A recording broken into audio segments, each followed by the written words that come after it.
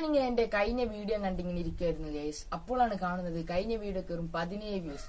അപ്പോൾ തന്നെ ഞാൻ കമന്റ് എടുത്ത് നോക്കി. അപ്പോഴാണ് ഒരു ബ്രോ നമ്മോട് പറയുന്നത്, ഈ ചെയ്ത വീഡിയോയിൽ നിങ്ങൾ തക്കാളി മാറ്റിയിട്ട് മുട്ടയിടാൻ എനിക്ക് 24 ഹവർ കഴിഞ്ഞിട്ട് നോക്കാനാണ് പറയുന്നത്. അപ്പൊ നമ്മളുടെ സബ്സ്ക്രൈബർ പറഞ്ഞ പിന്നെ നമുക്ക് ചെയ്യാണ്ടിരിക്കാൻ പറ്റാം. നമുക്കൊന്ന് ചെയ്ത് നോക്കാം.